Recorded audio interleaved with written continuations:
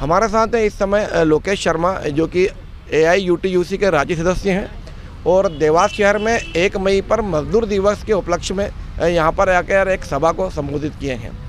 बहुत बहुत स्वागत है आपका हमारे चैनल वाकिफ खबर पे। शुक्रिया।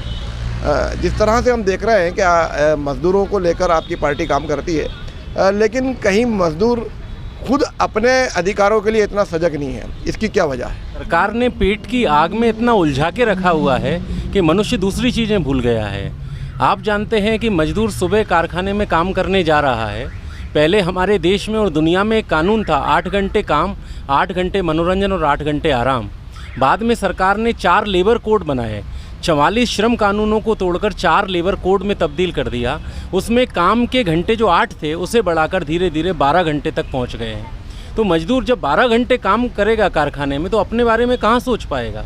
और सरकार ने दूसरी तरफ ये भी किया है कि लोगों का ध्यान महंगाई की तरफ जाए, श्रम कानूनों की तरफ जाए, लोग इसके खिलाफ आवाज़ उठाएं, तो उन्हें दूसरे मुद्दों में उलझा दिया है। जैसे हम क्या देखते हैं, हमारे देश में कभी ना कभी सांप्रदायिक दंगे होते रहते हैं, नियमित रूप से हो रहे हैं, लगातार हो रहे हैं। अभी जब कोई त्यौहार आ रहा है तो लोगों में एक डर कायम हो रहा है कि त्यौहार है, इस बार दंगा ना हो जाए, और वो दंगा करने वाले लोग खुलेआम घूम रहे हैं। तो हमारा बार बार कहना है कि सरकार इन विषयों को ख़त्म करे, जो दंगा कर रहे हैं उनको गिरफ्तार करे और कड़ी कार्रवाई करे। जैसे आपने कहा कि सांप्रदायिकता भी एक बड़ा मुद्दा इस देश में है, तो आपको नहीं लगता कि मजदूर दिन भर इसी चिंता में डूबा रहता है कि मैं घर से निकला हूँ तो वापस घर पहुँच जाऊँ, मेरे पास इस बात के लिए समय ही नहीं है कि मैं जाकर कोई आंदोलन अपनी उस कम तनख्वाह के लिए करूं? क्या एक ये बड़ी वजह नहीं है कि मजदूर कम तनख्वाह में काम करने के लिए मजबूर हो रहा है अपने एक मानसिक स्थिति की वजह से? बिल्कुल ये हो रहा है। भगत सिंह ने कहा था, 1931 से पहले भगत सिंह ने एक लेख लिखा, कीर्ति एक किताब निकलती थी, उसमें भगत सिंह का एक लेख है, सांप्रदायिक दंगे और उनका इलाज। भगत सिंह उसमें लिख रहे हैं, वो स्पष्ट रूप से कह रहे हैं कि हिंदुओं की भावनाएं पीपल की डाल टूटने पर आहत हो जाती हैं, मुसलमानों की भावनाएं ताजिए का कोना फटने पे आहत हो जाती हैं, लोगों के सिर फूटें, हाथ पैर टूटें, इससे लोगों को कोई लेना देना नहीं। तो ये मेरा धर्म नहीं हो सकता। मेरा धर्म है इंसानियत को बचाना।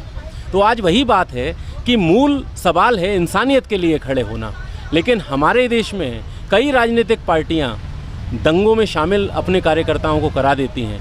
दंगा कभी होता नहीं है, दंगा कराया जाता है, और दंगों का इतिहास आज़ादी से पहले भी है।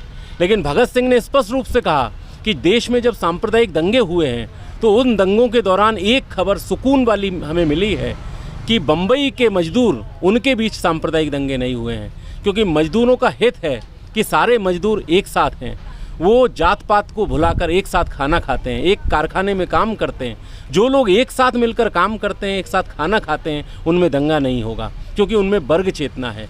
जिन लोगों में वर्ग चेतना आएगी वो सांप्रदायिक दंगों में शामिल नहीं होंगे। और सरकारें जो भी सत्ता में आती हैं उनकी यही कोशिश होती है लोग वर्ग चेतना से संपन्न ना हो, वो ये ना समझ पाए कि मजदूरों का वर्ग अलग है और मालिकों का वर्ग अलग है।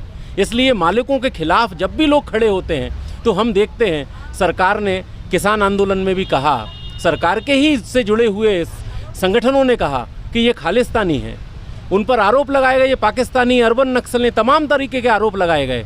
लेकिन इसके बावजूद उनका एक ही वर्ग था, किसानों का वर्ग, एक ही उद्देश्य था कि हमें तीनों कृषि कानून वापस करवाना है। जब वो एकजुटता के साथ लड़े रहे तो वो बटे नहीं, और उसका नतीजा हुआ कि 1 साल कुछ महीने बाद सरकार को वो कानून वापस लेना पड़ा। इस कोविड के दौरान देखा हमने कि कोई राजनीतिक पार्टियां काम नहीं आ रही थी। कितनी राजनीतिक पार्टियों के नेता जिनका झंडा लोग उठाते थे वो उन कार्यकर्ताओं का फ़ोन नहीं उठा रहे थे।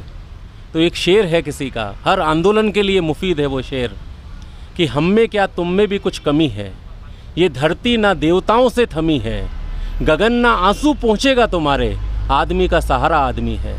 जब आदमी आदमी के लिए खड़े होगा तो चीज़ें बदलेगी, यकीनन बदलेंगी। तो ये थे मेरे साथ लोकेश शर्मा, जो ये बताने की कोशिश कर रहे हैं कि सिर्फ आदमी ही आदमी का सहारा है, बाकी जितनी भी चीज़ें हैं सब मिथ्या हैं।